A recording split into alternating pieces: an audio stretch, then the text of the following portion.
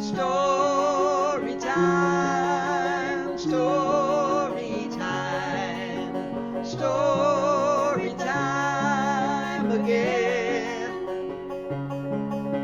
Story time, story time, story time again.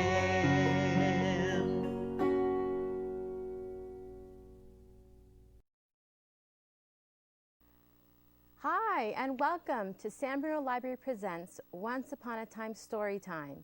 And I'm Miss Rocky, and I work here at the library. Some of you have come in and seen me and said hi, and some of you have just seen me through the TV.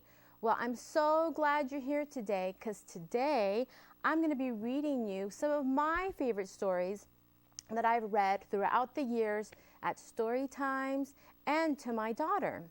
So let's start with our first song. Let's start with The More We Get Together. Ready? You can clap like this with me. The more we get together, together, together, the more we get together, the happier we'll be. Because my friends are your friends, and your friends are my friends. So the more we get together, the happier we'll be. Great. Let's do The More We Read Together. Ready? The more we read together, together, together, the more we read together, the happier we'll be. Because my friends are your friends, and your friends are my friends. So the more we read together, the happier we'll be. Wonderful, great start. So one of my favorite stories is going to be, or is, What to Do, What to Do. And I've read this before at Storytime, and the kids love it, and I hope you do too. And this story is by Tony Teven. Did you know that you could borrow books at the library and take them home and read them and then bring them back so other kids can enjoy them? And this is one of them that we have here at the library. What to Do by Tony Teven. Old Sophie lived alone. Her days were long and lonely. She talked to her cow, she talked to her cabbages, she talked to her pots, her pans, her flowers, and her furniture. But of course, she got no answer.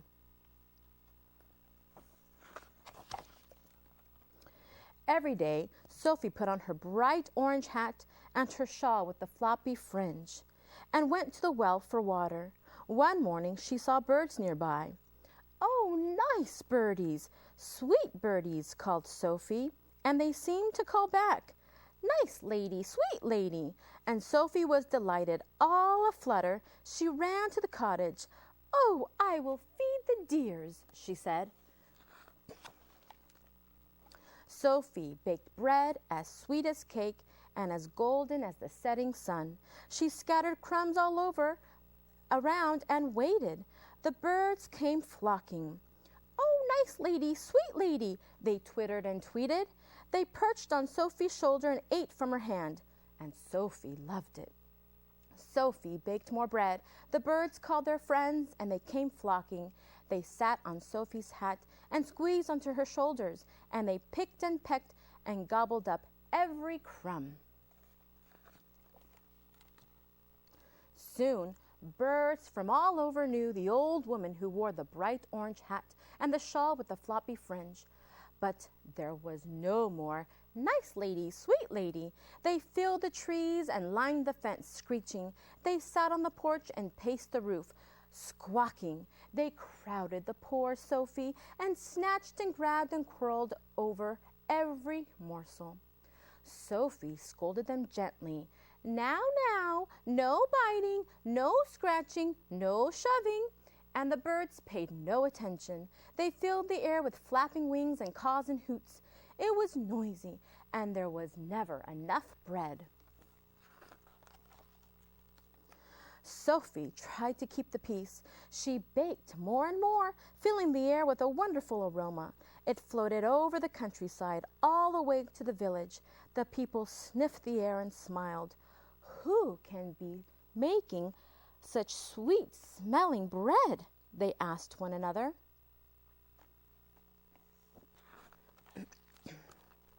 Back at the cottage, Sophie had no smile. Well, what she had was flour on her shoes, flour on the floor, and flour on her elbows. She was weary of kneading and baking, but the greedy birds demanded more, screeching and squawking and caw and hooting. What to do? What to do? Oh, please, birdies, she pleaded. No pestering. Please, birdies, she begged. No shouting. The birds paid no attention. They followed Sophie everywhere. They followed when she went to milk her cow and tend her garden, and they followed when she went to the village for more flour. What to do? What to do? Said Sophie, worried every step of the way.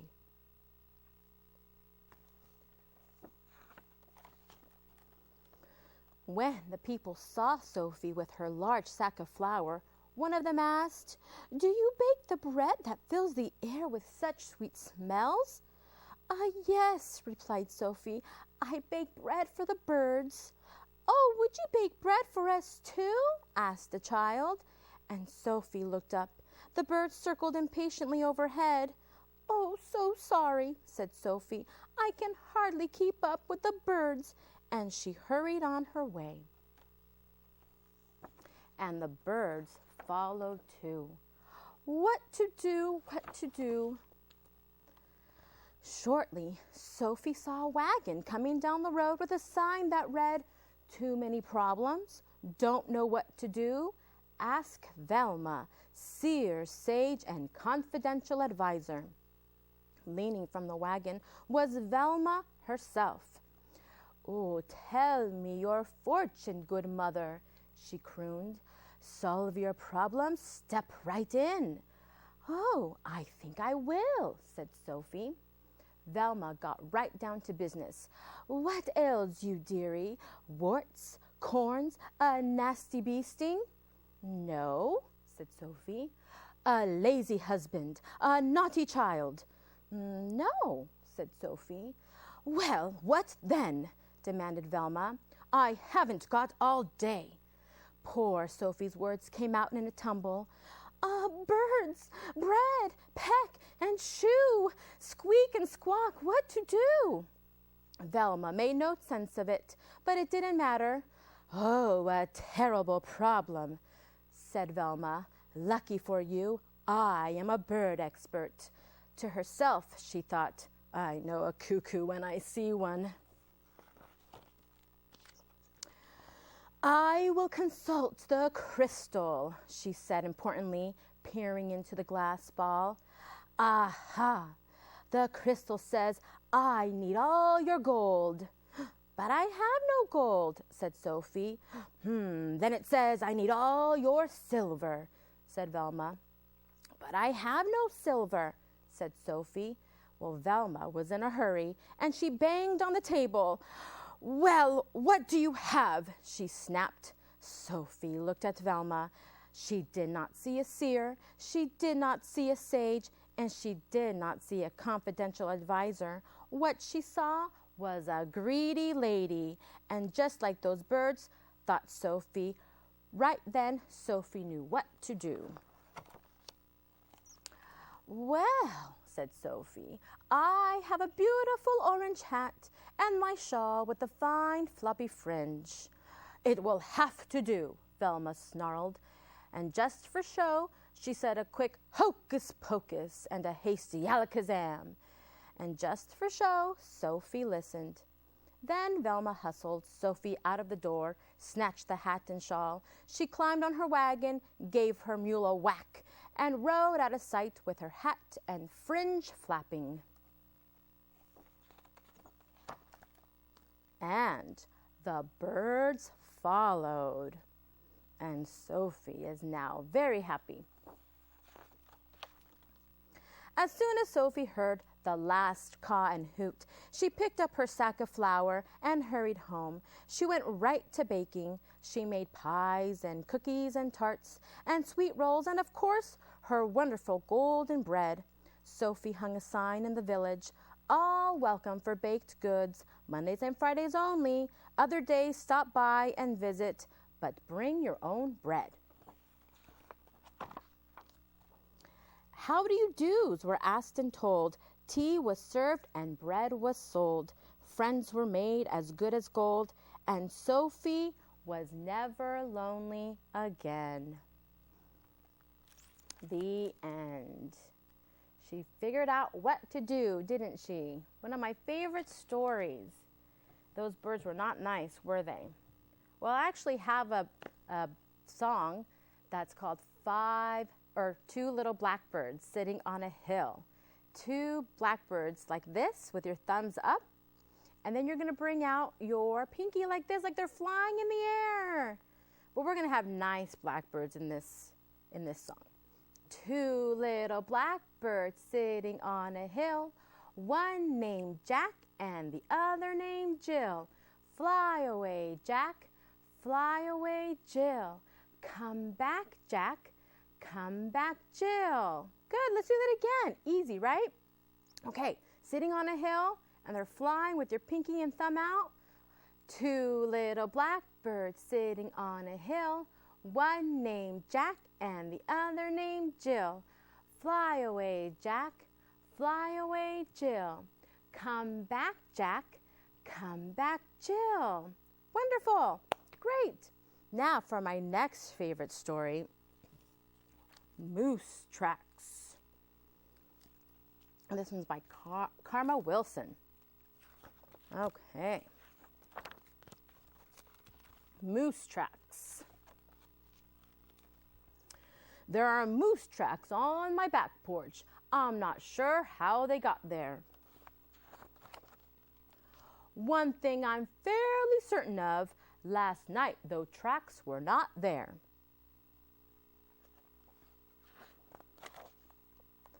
There is bear hair on my lawn chair, but a bear came by to eat. When we barbecued our supper, he shed hair there on his seat.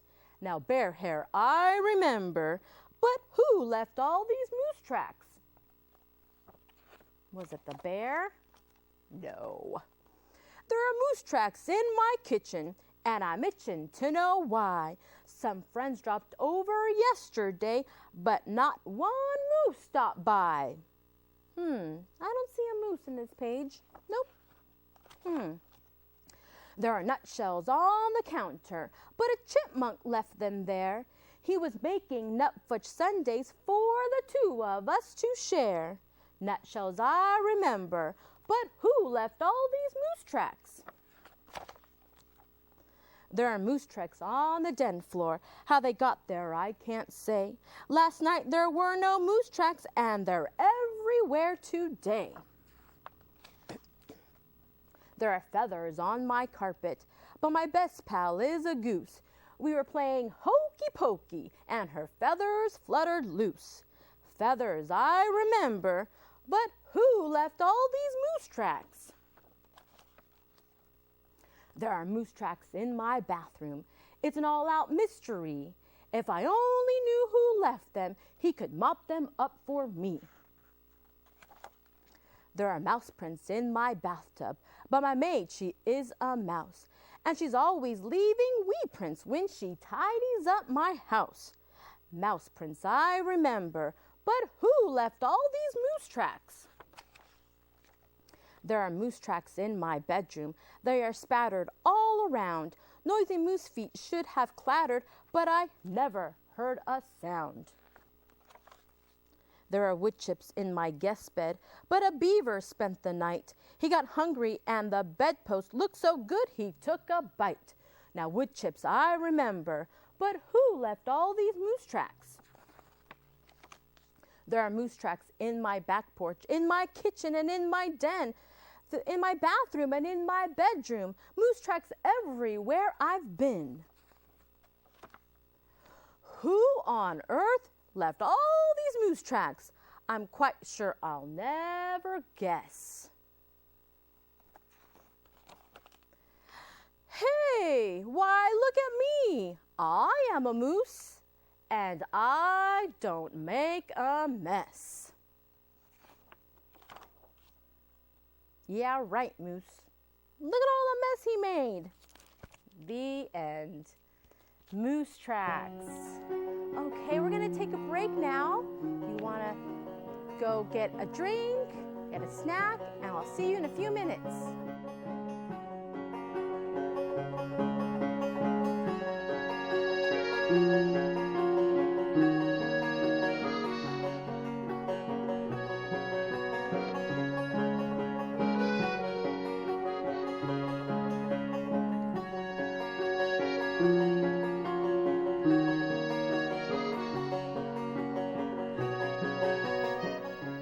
Hi, and welcome back. I'm Miss Rocky, and we were just reading some great stories, the first half, and now I'm going to begin with another favorite story of mine, The Gruffalo by Julia Donaldson.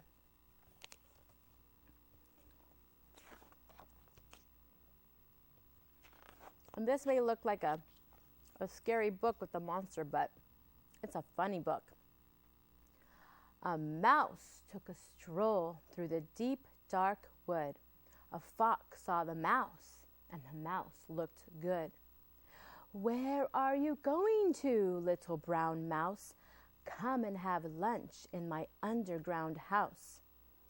"Oh, it's terribly kind of you, fox, but no, I'm going to have lunch with a Gruffalo." "A Gruffalo? What's a Gruffalo?" "A Gruffalo? Why, didn't you know? He has terrible tusks and terrible claws and terrible teeth in his terrible jaws." "Oh, where are you meeting him?" "Oh, right here by these rocks. And his favorite food is roasted fox."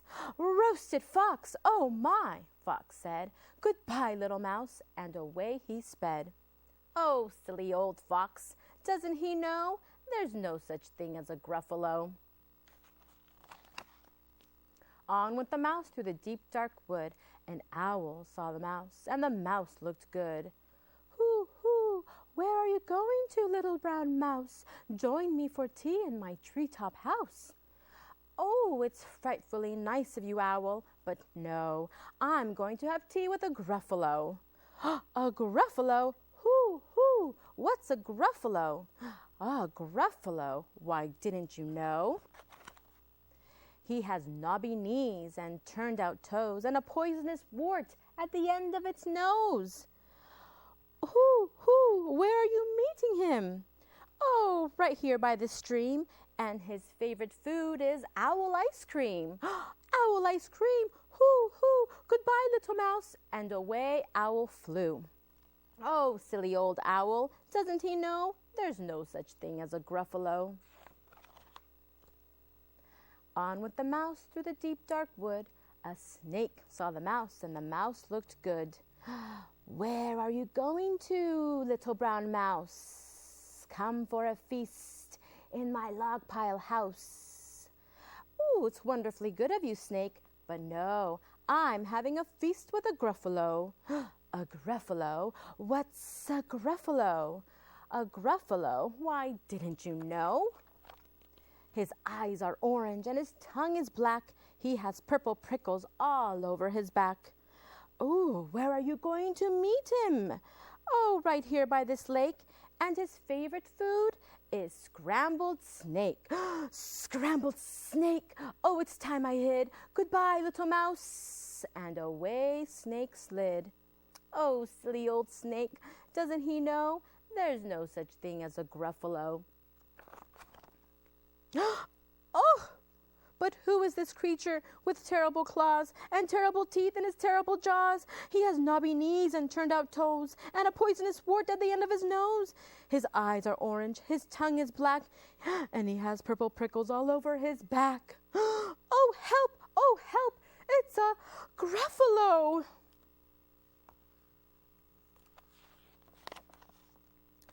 "Oh, my favorite food," the Gruffalo said. "You'll taste good on a slice of bread." "Good?" said the mouse. "Don't call me good.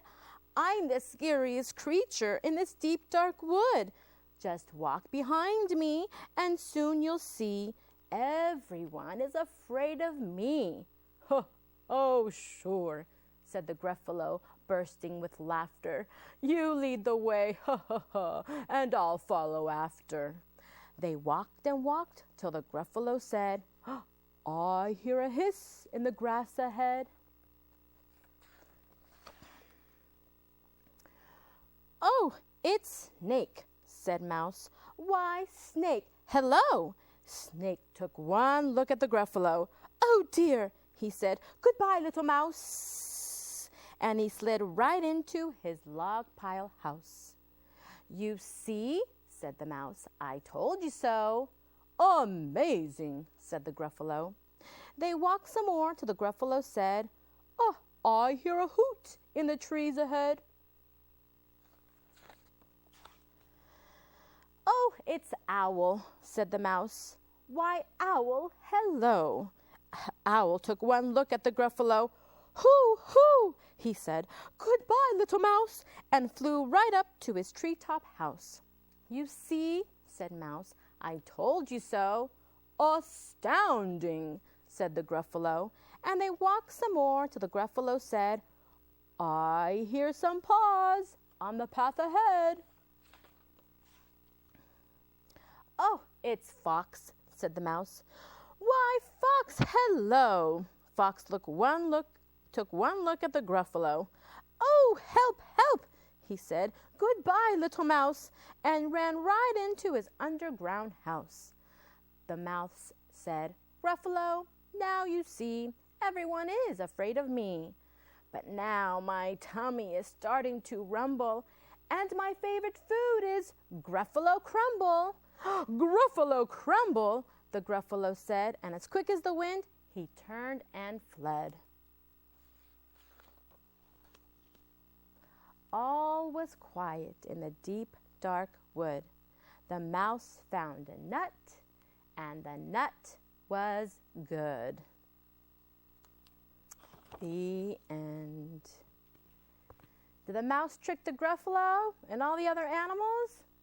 He sure did, that smart little mouse. Okay, let's do one little song. Open, shut them. Can you open your hands and shut them? Open, shut them. Open, shut them.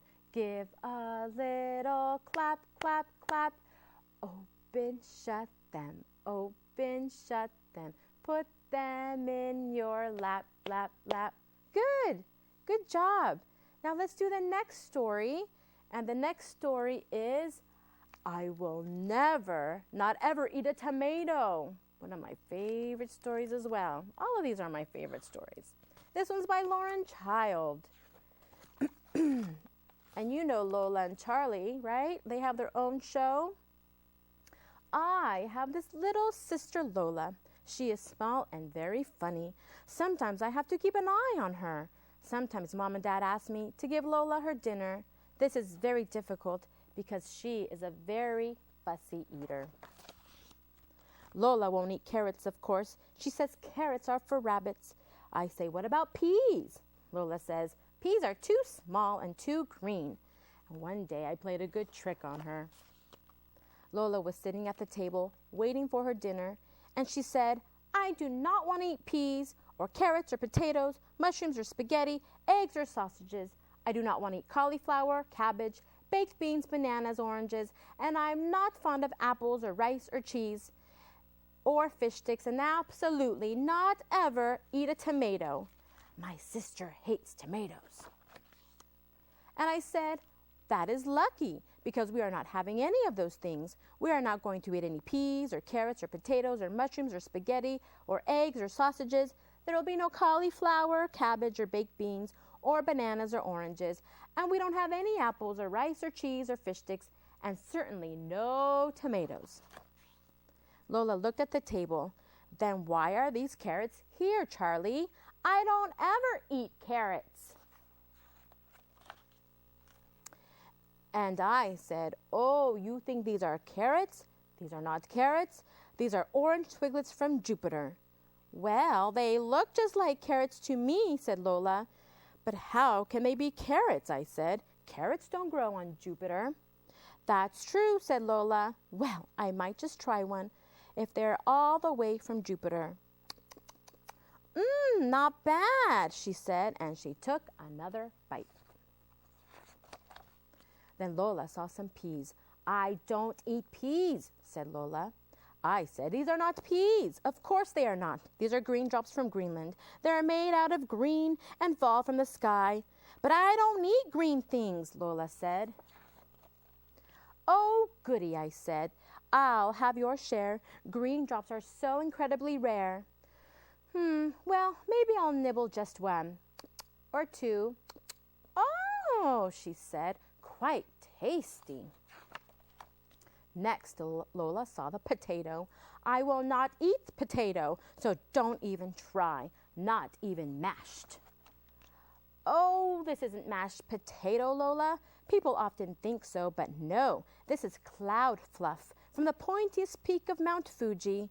Oh, said Lola, in that case, a large helping for me. I love to eat cloud.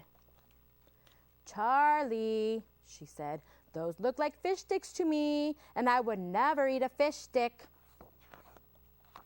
I know that, Lola. These are not fish sticks. These are ocean niblets from the supermarket under the sea. Mermaids eat them all the time. Oh, I went to the supermarket one time with Mom. Yes, I know the ones. I think I've had them before. Can I have more, please? And then she said, Charlie, will you pass me one of those? And I said, what? One of those? And Lola said, yes, Charlie, one of those. And I couldn't believe my eyes, because guess what she was pointing at? The tomatoes. And I said, are you sure? Really? One of these? And she said, yes, of course. Moon squirters are my favorite. You didn't think they were tomatoes, did you, Charlie? The end. You think Lola started to eat all the food that she didn't want to eat before? Because she made it fun, right? Or Charlie made it fun for her. All right. Well, those are some, very few of my favorite stories that I read here at Storytime. I hope to see you at the library. Come and visit me and say hi, okay? Bye. Thank you.